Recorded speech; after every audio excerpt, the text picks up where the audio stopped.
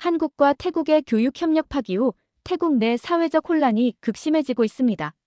낯설어진 교육 시스템에 적응하지 못한 학생들, 갑자기 중단된 디지털 교실, 심지어 경제적 침체까지. 이런 위기 속에서 태국 총리는 긴급 기자회견을 통해 한국 정부의 협력을 요청했는데요. 하지만 이 자리에서 한 발언이 태국 국민들을 경악하게 만들었습니다. 총리가 밝힌 진실은 무엇이었을까요? 한글 교육 시스템 철회 뒤에 숨겨진 놀라운 이야기를 들려드립니다. 제 이름은 사브리나 밀러입니다. 글로벌 교육 플랫폼 기업의 아시아지부 전략기획팀장으로 일하고 있죠. 오늘 아침 태국발 이메일 하나가 저의 하루를 완전히 뒤바꿔 놓았습니다. 태국 국립공교육위원회에서 우리 회사와 맺은 한국어 기반 문해 프로그램 계약을 전격 취소한다는 통보였어요. 이유는 황당하게도 비효율적이며 한국은 동남아 문화에 적합하지 않다라는 것이었죠. 커피 한 모금을 삼키다 그만 캑캑거리며 모니터를 다시 봤습니다. 분명 지난달까지만 해도 혁신적인 교육 패러다임이라며 칭찬하던 프로그램이었는데 말이에요. 동료들은 흔한 계약 파기라며 대수롭지 않게 여겼지만 저는 그렇게 단순하게 넘길 수 없었습니다. 한국계 남편을 만나면서 자연스럽게 한국 문화에 푹 빠져 살아온 저로서는 이 결정이 뭔가 이상하다고 느꼈어요. 그래서 태국 현지 담당자에게 바로 전화를 걸었죠. 그런데 이게 웬걸, 담당자는 마치 대본을 읽듯 형식적인 사과만 반복할 뿐이었습니다. 저는 직감적으로 느꼈어요. 이것은 단순한 계약 취소가 아니라 뭔가 더 큰 문제가 숨어 있다는 걸요. 사무실 창밖으로 보이는 서울의 빌딩들을 바라보며 깊은 한숨을 내쉬었습니다. 이 사태의 진짜 이유를 파헤쳐야겠다는 결심이 섰어요. 그리고 그 결정이 제 인생을 완전히 바꿔놓게 될 줄은 그때는 몰랐죠. 다음 날, 저는 상사를 설득해 태국 출장을 허가받았습니다. 방콕 공항에 내리자마자 습한 공기가 저를 반겼어요. 현지 사무실로 향하는 택시 안에서 준비해온 자료들을 다시 훑어보며 머릿속을 정리했습니다. 무언가가 맞지 않았어요. 분명 수치상으로는 성공적이었던 프로젝트였는데 왜 갑자기 중단된 걸까요? 방콕 시내를 지나는 동안 창밖으로 보이는 광고판들이 눈에 띄었습니다. 얼마 전까지만 해도 한글로 된 간판들이 여기저기 보였는데 이제는 대부분 중국어로 바뀌어 있었어요. 현지 사무실에 도착해 직원들과 이야기를 나누던 중 우연히 교육부 내부 문건의 존재를 알게 됐죠. 태국 고위 교육자들이 일본어와 중국어가 더 정교하다며 한글 기반 교육 시스템을 비하한 내용이었습니다. 그것뿐만이 아니었어요. 현지 정치계에서는 중국의 음성적 압박과 일본의 로비 정황이 포착됐다는 소문이 파다했습니다.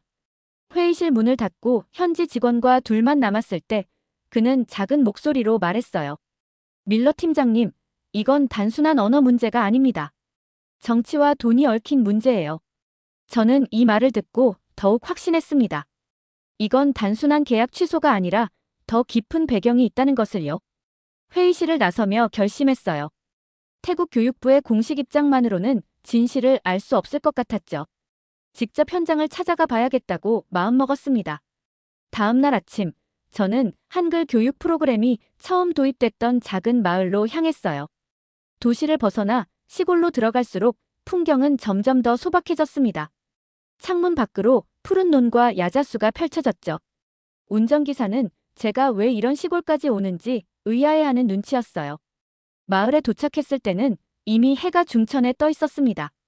학교 건물은 소박했지만 그곳에서 일어난 교육의 기적은 결코 작지 않았어요. 예상치 못한 방문객인 저를 학교 교장 선생님은 의아한 표정으로 맞이했습니다. 하지만 제가 한글 교육 프로그램 관련자라고 말하자 그의 표정이 밝아졌어요.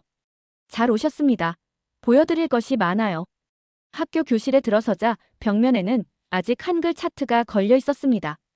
교장 선생님은 자랑스럽게 설명했어요. 이 프로그램 덕분에 우리 마을의 문해율이 1년 만에 30%에서 80% 이상으로 올랐습니다. 아이들뿐만 아니라 어르신들도 글을 읽고 쓰게 되었죠. 저는 그 말을 듣고 깊은 감동을 느꼈습니다. 프로그램의 효과를 수치로만 봤던 저에게 실제 현장의 이야기는 전혀 다른 무게로 다가왔어요. 교장 선생님의 안내로 마을 주민들을 만나게 되었죠. 그중 한 어르신이 제게 다가와 말씀하셨습니다. 이 글자는 눈으로 외우는 게 아니라 머리로 이해하는 글입니다. 노인인 저도 금방 배웠습니다. 그 어르신의 손에는 한글로 쓰인 일기장이 들려 있었어요. 삶을 처음으로 글로 표현할 수 있게 된 기쁨이 그분의 눈빛에서 빛났습니다. 저는 그제서야 한글이 단순한 문자가 아니라 사람들의 삶을 변화시키는 도구라는 것을 실감했어요. 마을을 돌아보던 중 한 상점 앞에서 걸음을 멈췄습니다. 얼마 전까지 한글로 쓰여 있었다는 간판이 중국어로 바뀌어 있었어요. 가게 주인은 쓸쓸한 표정으로 말했죠. 위에서 바꾸라고 했습니다. 따르지 않으면 불이익이 있다고요. 그날 저녁 숙소로 돌아오는 길에 저는 온통 생각에 잠겼습니다. 한쪽에서는 한글이 가져온 실질적인 변화가 있었고 다른 쪽에서는 그것을 지우려는 힘이 작용하고 있었어요. 이 대립 속에서 더 큰 그림이 있다는 확신이 들었습니다. 제 노트북을 열고 오늘 본 것들을 정리하기 시작했어요. 무언가 중요한 이야기가 여기 숨어 있다는 느낌이 강하게 들었죠. 방콕으로 돌아온 다음 날 태국 교육청의 대대적인 기자회견이 열렸습니다.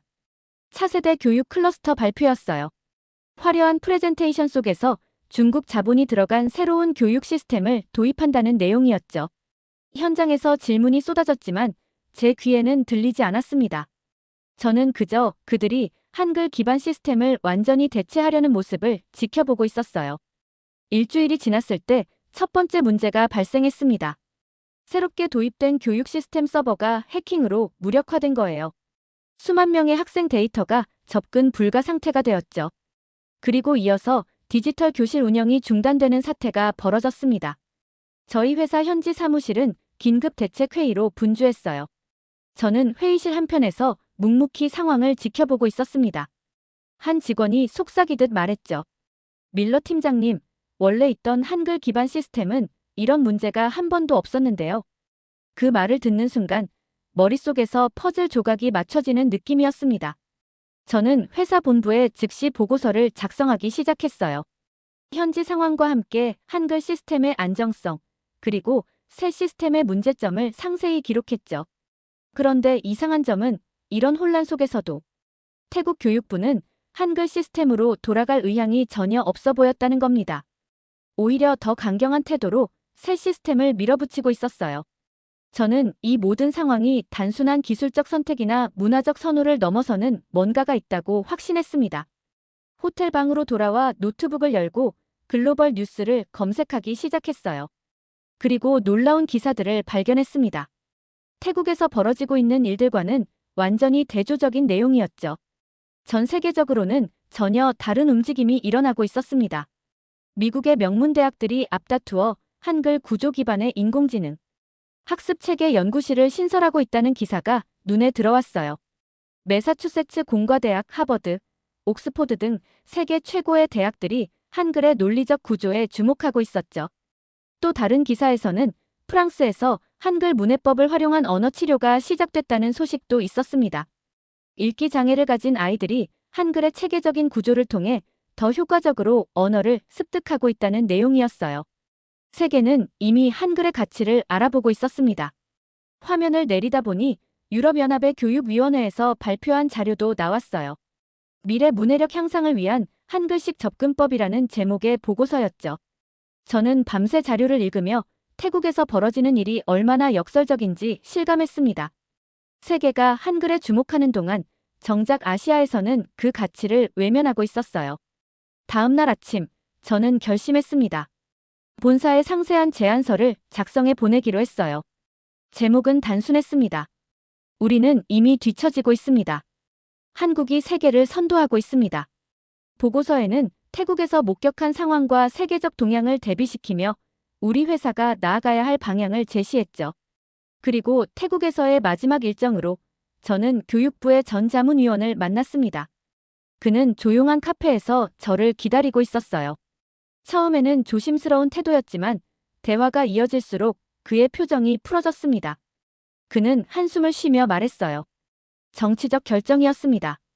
경제적 압박과 문화적 영향력 때문에 한글 시스템을 포기한 겁니다. 그런데 이제 와서 후회하는 사람들이 많아요. 태국을 떠나기 전날 저는 방콕 시내를 걸으며 변화를 눈여겨보았습니다.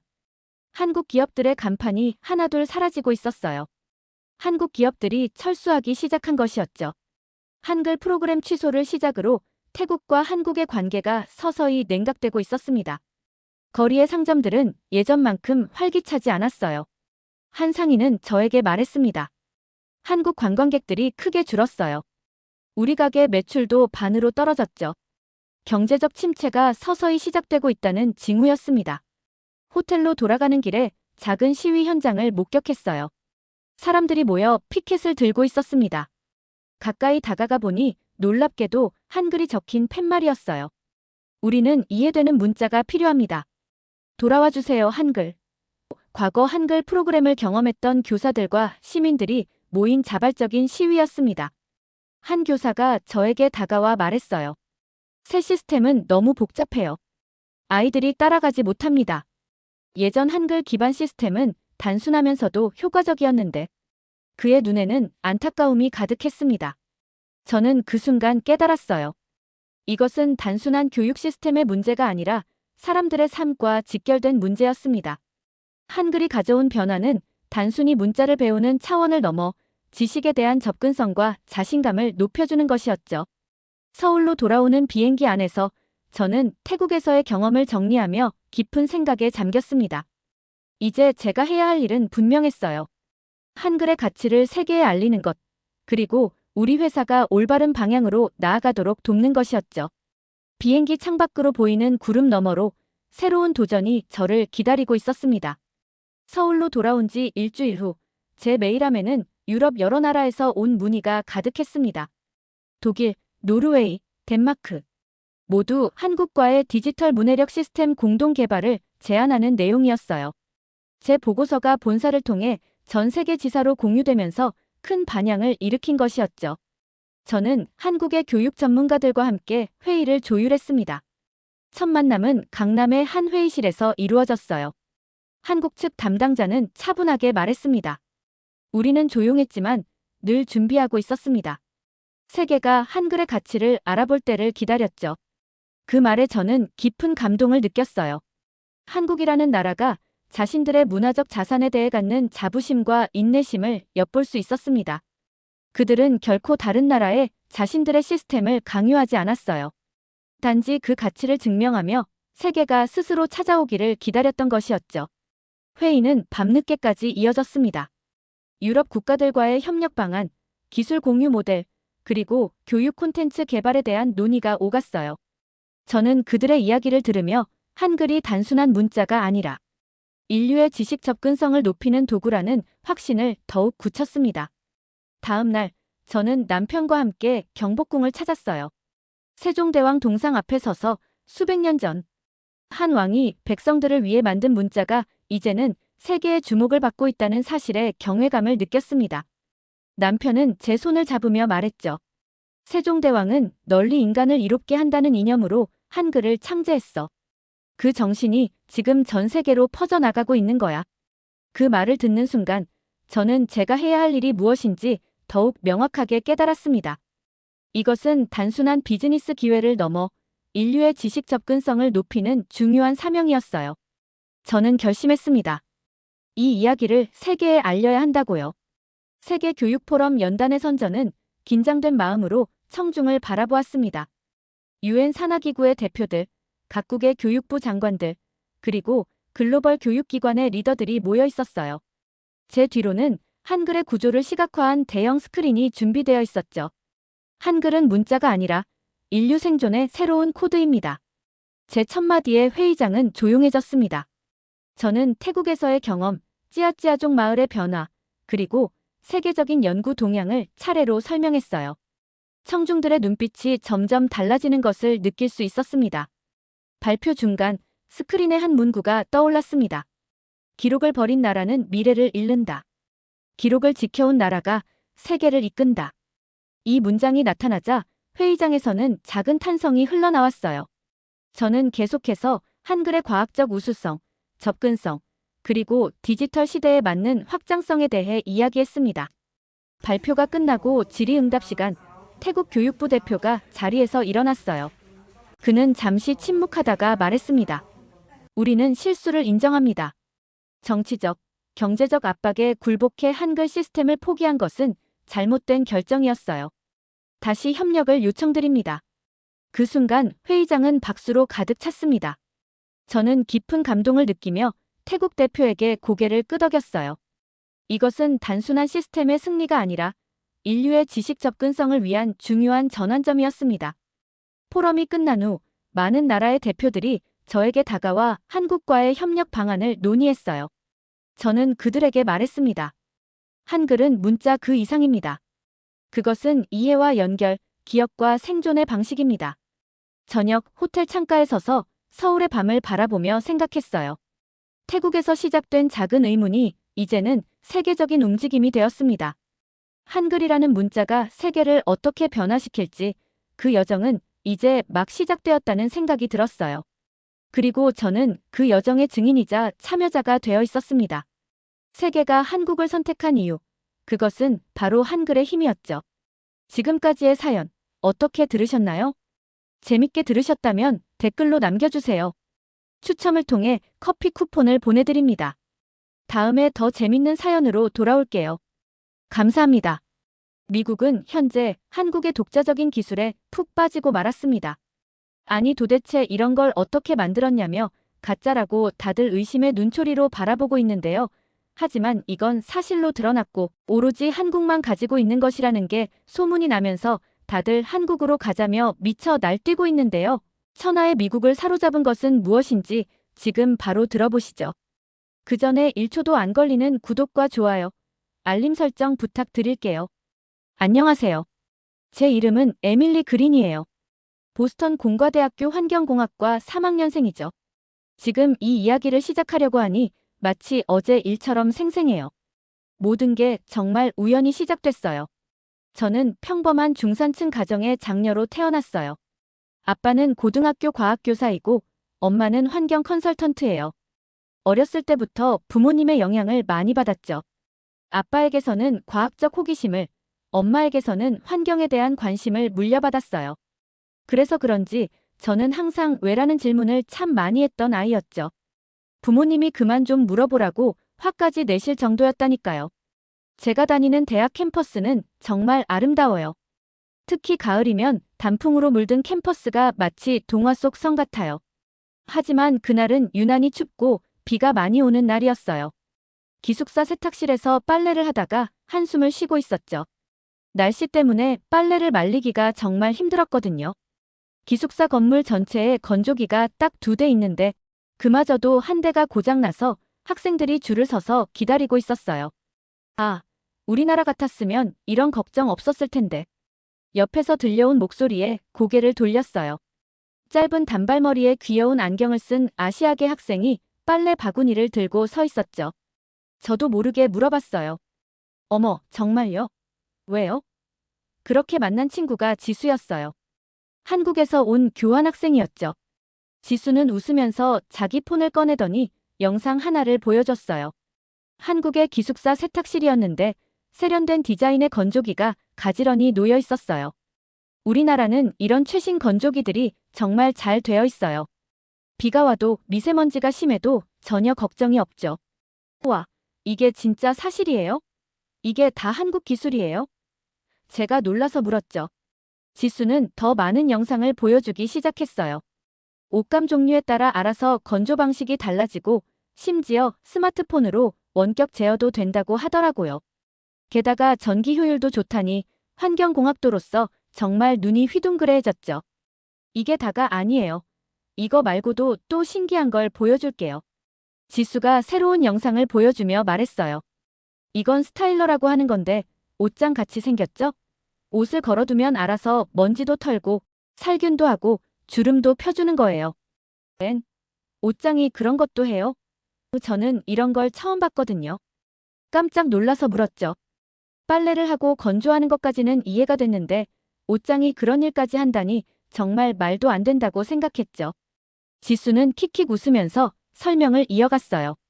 네, 특히 겨울 코트나 정장 같은 옷들은 드라이클리닝을 자주 맡기기도 번거롭고 돈도 많이 드는데 이걸 쓰면 집에서 간편하게 관리할 수 있어요. 한국에서는 이제 새로 짓는 아파트에는 거의 다 기본으로 들어가는 기본 옵션이에요. 영상 속에는 양복이 걸려있는 옷장에서 미세한 진동과 스팀이 나오는 모습이 보였어요. 현재의 기술이라고는 상상도 못할 기술 같았죠. 우와, 이건 정말 혁신적인데요? 미국에는 왜 이런 게 없는 거죠? 지수는 어깨를 으쓱하며 웃었어요. 글쎄요, 저도 미국에 와서 이런 것들이 없다는 게 좀 신기했어요. 한국은 작은 공간에서 효율적으로 살아야 하다 보니까 이런 기술들이 빨리 발전한 것 같아요.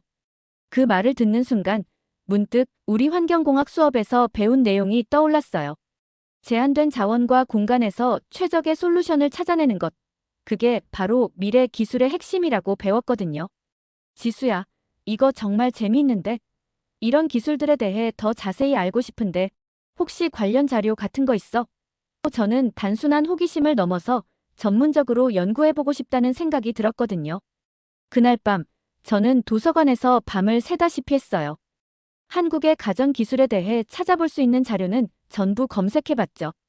특히 놀라웠던 건 이런 혁신적인 기술들이 단순히 편리함을 넘어서 에너지 절약과 환경 보호에도 큰 도움이 된다는 거였어요.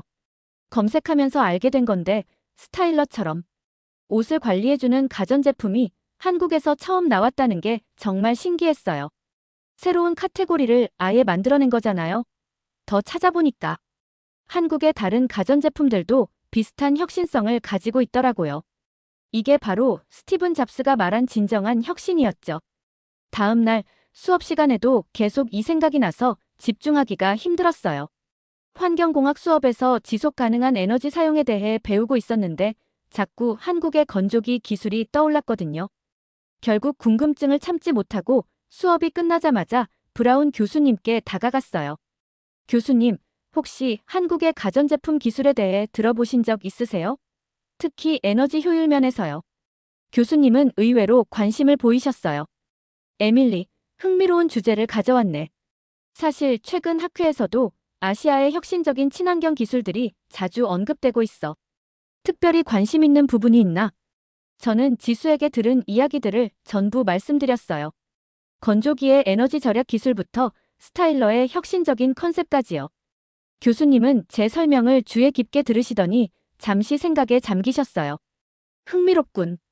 에밀리, 여기서 좋은 연구 주제가 나올 수 있을 것 같은데 기술 혁신이 어떻게 환경 문제 해결과 연결될 수 있는지 아주 좋은 사례가 될 수 있겠어. 교수님의 말씀을 듣고 나니 가슴이 두근거렸어요. 제가 우연히 발견한 관심사가 실제로 의미 있는 연구가 될 수 있다는 생각에 정말 설렜죠. 그날 저녁 도서관으로 향하는 발걸음이 평소보다 더 가벼웠어요. 지수를 다시 만나서 이것저것 더 물어보고 싶었는데 마침 세탁실에서 또 마주쳤어요. 이번에는 제가 먼저 말을 걸었죠. 지수야, 내가 보여준 거 있잖아. 그것 때문에 내가 요즘 잠도 못 자고 있어. 너무 궁금한 게 많아서. 지수는 환하게 웃으면서 자기 노트북을 펼쳤어요. 거기에는 제가 상상도 못했던 더 많은 혁신적인 기술들이 있었어요. 우리는 그날도 밤늦게까지 이야기를 나눴죠. 환경 문제, 에너지 절약, 그리고 어떻게 기술이 우리의 삶을 더 나은 방향으로 바꿀 수 있는지에 대해서요. 요즘은 매일 밤 잠들기 전에 생각해요. 어쩌면 이게 단순한 우연이 아닐지도 모른다고요. 제가 환경공학을 선택한 이유, 늘 새로운 것에 호기심을 가졌던 성격, 그리고 지수와의 우연한 만남까지. 이 모든 게 저를 어떤 특별한 곳으로 이끌고 있는 것 같았어요. 지금 이 순간에도 제 책상 위에는 관련 자료들이 가득해요. 한국의 혁신적인 가전 기술들이 어떻게 발전해 왔는지, 그리고 이것이 미래의 환경 문제 해결에 어떤 도움이 될 수 있을지, 그런 내용들로 가득하죠. 이제 저는 이것을 단순한 호기심을 넘어서 진지한 연구 주제로 발전시키고 싶다고 생각했어요. 다음 날, 저는 곧장 브라운 교수님을 다시 찾아갔어요. 제가 1학년 때부터 믿고 따르던 멘토셨죠. 교수님, 제가 정말 흥미로운 걸 발견했어요. 제 목소리는 한층 업이 됐죠. 브라운 교수님은 제 이야기를 끝까지 경청하시더니 생각지도 못한 말씀을 해주셨어요. 에밀리, 내가 찾은 이 기술이 우리가 고민하던 문제의 해답이 될 수도 있겠는데, 당시 우리 학과에서는 기후변화에 대응하는 가정용 기기들의 에너지 효율성 연구를 진행하고 있었거든요. 집에 돌아와서 엄마한테 이 이야기를 했더니 엄마도 무척 흥미로워 하셨어요. 환경 컨설턴트로서 엄마는 가정에서의 에너지 효율성에 항상 관심이 많으셨거든요. 이건 정말 연구해볼 가치가 있겠는데? 엄마의 이 한마디가 저에게 큰 용기가 됐어요. 지수는 제가 연구에 관심을 보이자 정말 좋아했어요. 한국의 친구들과 화상통화로 연결해주기도 하고 한국어로 된 자료들을 번역해주기도 했죠. 특히 놀라웠던 건 이런 기술들이 단순한 제품을 넘어서 한국 생활 문화의 변화까지 가져왔다는 거예요. 추가로 연구를 하면서 재미있는 발견들이 계속 이어졌어요. 예를 들어 한국의 건조기는 옷감의 종류를 자동으로 감지해서 최적의 건조 방식을 찾아내는데 이게 단순한 센서 기술이 아니라 인공지능 기술이더라고요.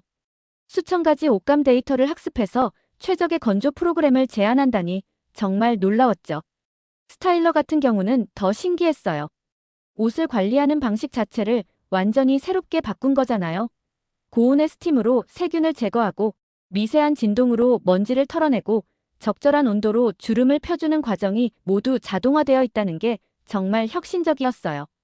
제가 하루 종일 관련 자료들을 찾아보니 우리 학과 동기들도 점점 관심을 보이기 시작했어요. 특히 친한 친구 사라가 제 연구에 참여하고 싶어 했죠.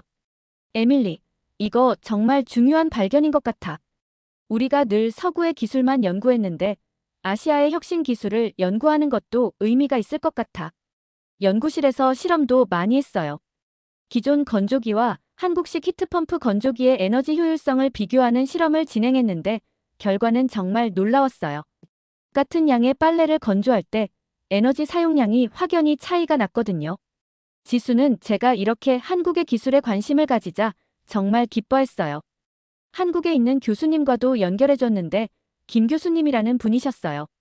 미국 학생이 우리 기술에 이렇게 관심을 가져준다는 게 정말 반갑네요. 교수님의 격려는 제게 큰 힘이 됐어요. SNS에 제 연구 내용을 공유하기 시작했고 정말 뜻밖의 관심도 받게 됐는데요. 특히 환경 문제에 관심이 많은 Z세대 친구들의 반응이 뜨거웠죠. 이거 정말 미래의 표준이 될 수 있겠다. 왜 이제야 이런 걸 연구하는 거야? 이런 댓글들이 저에게 큰 힘이 됐어요. 연구를 하면서 가장 흥미로웠던 건 이런 기술 혁신이 어떻게 시작됐는지였어요. 한국은 좁은 주거 공간과 고물가로 인해 최대한 효율적인 방식을 찾아야 했다고 해요. 그 과정에서 나온 해결책들이 오히려 미래지향적인 솔루션이 된 거죠. 저는 이대로 자료만 찾을 수는 없다는 생각에 기숙사에서도 작은 실험을 시작했어요. 학교 측의 허가를 받아 세탁실 한켠에 미래형 세탁존을 만들었거든요. 한국에서 직접 수입한 건조기를 설치하고 학생들이 직접 사용해 볼 수 있게 했죠. 처음에는 반신반의하던 학생들도 한번 사용해 보고는 완전히 팬이 되었어요. 특히 인상적이었던 건 우리 학교 교환 학생들의 반응이었어요. 유럽이나 다른 아시아 국가에서 온 학생들도 이런 기술에 깊은 관심을 보였거든요. 각자 자기 나라의 상황과 비교하면서 어떻게 하면 이런 혁신을 도입할 수 있을지 토론하기도 했죠. 제 연구는 점점 더 발전했어요. 단순히 기술적인 면을 넘어서 이런 혁신이 가져올 수 있는 사회적 변화까지 연구 범위를 넓혔죠. 예를 들어 효율적인 가전제품의 보급이 어떻게 도시의 에너지 소비 패턴을 바꿀 수 있는지, 더 나아가 기후변화 대응에 어떤 영향을 미칠 수 있는지까지요. 아빠는 처음에는 걱정하셨어요. 제가 너무 특이한 주제로 빠져드는 게 아닌가 하고요. 하지만 제가 열정을 가지고 연구하는 모습을 보시더니 이제는 제일 든든한 응원자가 되셨어요.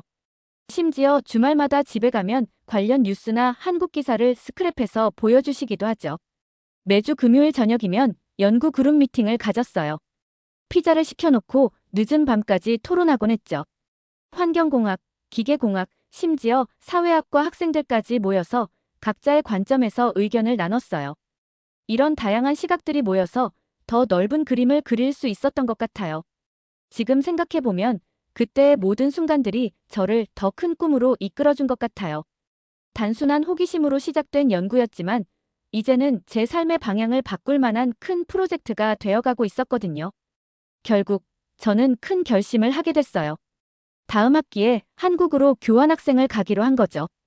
한국의 기술을 제대로 이해하려면 직접 경험해보는 게 최선이라고 생각했거든요. 부모님도 제 결정을 전적으로 지지해 주셨어요. 내가 정말 하고 싶은 일이라면 끝까지 도전해봐. 이 말씀이 저에게 큰 힘이 됐어요. 드디어 한국에 도착했을 때 인천공항에서부터 압도됐어요. 전자동화된 시스템, 깔끔한 동선, 최첨단 기술들이 자연스럽게 어우러진 모습이 정말 인상적이었거든요. 서울로 가는 공항철도를 타면서 창밖을 내다봤는데 마치 미래도시에 온 것 같은 느낌이었어요.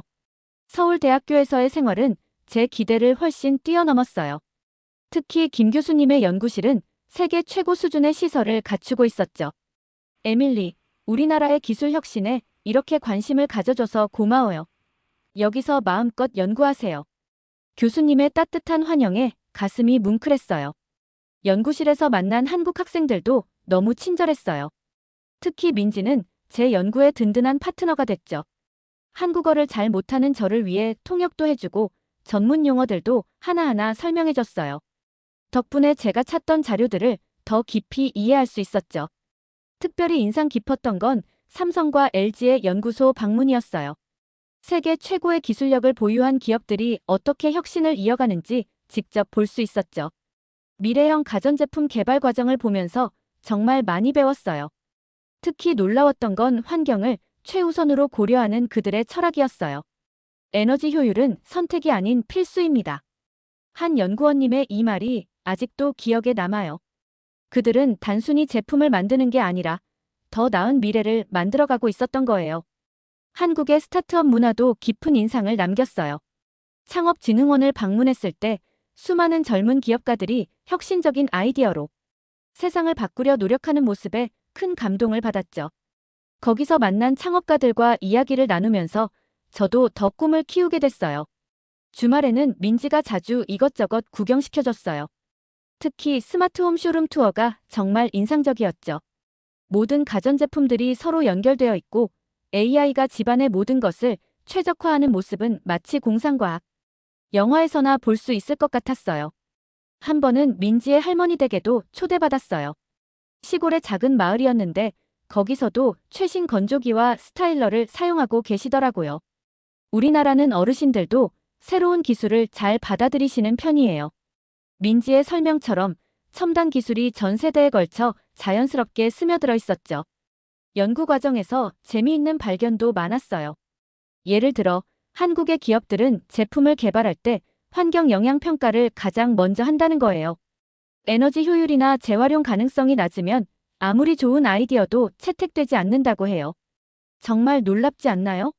천하의 미국에서도 이렇게까지 환경을 생각하는 기업은 없을 거예요. 김 교수님 덕분에 국제학회에서 제 연구를 발표할 기회도 얻었어요. 한국의 친환경 가전 기술이 기후변화 대응에 미치는 영향이라는 주제였는데 많은 전문가들이 관심을 보여주셨죠. 특히 실리콘밸리에서 오신 한 투자자분이 제 발표가 끝나자마자 명함을 건네주셨어요. 당신의 비전이 인상적이에요. 우리도 이런 혁신적인 기술을 미국에 도입하고 싶은데 함께 이야기해보고 싶네요. 그 순간 저는 제가 꿈꾸던 것이 현실이 될 수 있다는 확신이 들었어요. 연구실에서 밤늦게까지 실험하고 데이터를 분석하던 날들이 많았어요. 하지만 전혀 힘들지 않았죠. 매일매일 새로운 발견을 하는 재미가 있었거든요. 특히 한국 기업들의 특허 자료를 분석하면서 그들이 얼마나 먼 미래를 내다보고 기술을 개발하는지 알 수 있었어요. 제 연구 결과는 예상보다 더 큰 반향을 일으켰어요. 여러 언론에서 취재 요청이 왔고 환경 관련 컨퍼런스에서 연사로 초청받기도 했죠. 미국 학생이 바라본 한국의 친환경 기술이라는 주제로 이야기할 때마다 청중들의 호기심, 어린 눈빛을 잊을 수가 없어요. 한국에서의 마지막 날, 김 교수님께서 특별한 말씀을 해주셨어요. 에밀리, 당신은 이제 두 나라의 가교가 될 수 있어요. 이런 문화적 교류야말로 진정한 기술 혁신의 시작이죠. 그 말씀을 들으며 저는 제가 가야 할 길을 더욱 선명하게 볼 수 있었어요. 이제 제 꿈은 더욱 구체적이고 분명해졌어요. 한국에서 배운 혁신적인 기술과 철학을 미국에 도입하고 이를 통해 더 나은 미래를 만드는 데 기여하고 싶어요. 그리고 곧 그 꿈을 현실로 만들 기회가 찾아왔죠. 한국에서 돌아온 후 저는 완전히 다른 사람이 된 것 같았어요. 이제는 단순한 학부생의 연구가 아닌 실제로 이 기술을 상용화하고 싶다는 강한 열망이 생겼거든요. 브라운 교수님께서도 저의 이런 변화를 눈여겨보셨어요. 에밀리, 내가 배운 걸 현실로 만들어보는 게 어떨까? 교수님의 조언대로 저는 예일대 스타트업 인큐베이팅 프로그램에 지원했어요. 처음에는 정말 떨렸죠. 공학도들 사이에서 환경공학도인 제가 무슨 스타트업을 한다고 하니까 다들 의아해 하더라고요. 하지만 제 프레젠테이션이 끝난 후의 반응은 정말 달랐어요. 특히 심사위원 중 한 분이셨던 실리콘밸리의 VC 대표님은 제 발표가 끝나자마자 명함을 건네주셨어요. 전통 기술과 현대 기술의 융합, 게다가 환경 문제까지 해결할 수 있다니. 당신의 비전에 투자하고 싶네요.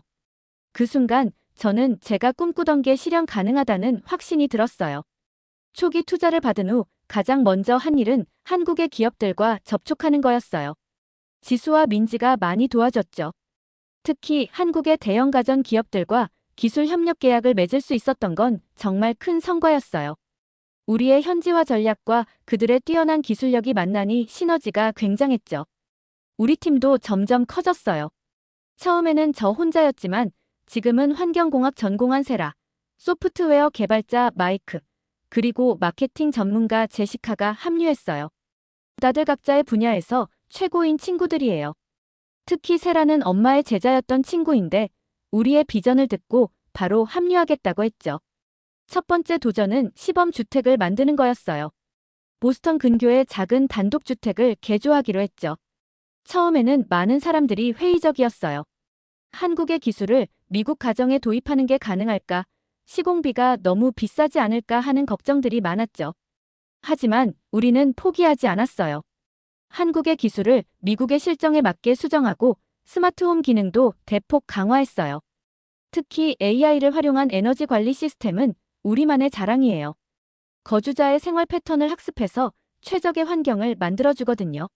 시범주택이 완성되고 첫 오픈하우스를 열었을 때의 그 떨림이 아직도 생생해요. 다행히 반응은 정말 뜨거웠어요. 특히 에너지 효율성과 쾌적한 실내 환경에 대한 호평이 이어졌죠. 지역 신문에도 우리 프로젝트가 소개됐어요.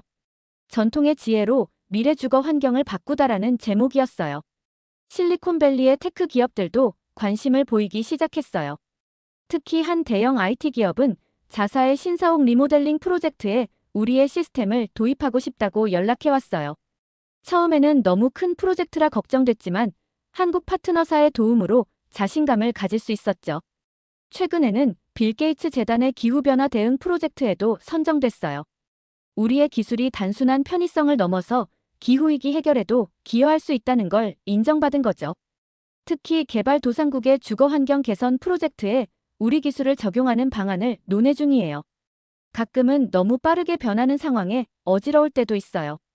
1년 전만 해도 저는 그냥 호기심 많은 환경공학도였는데 이제는 스타트업 CEO가 되어 있다니 말이에요. 하지만 마음 한켠에는 여전히 그 첫 마음이 있어요. 더 나은 세상을 만들고 싶다는 순수한 열정 말이에요.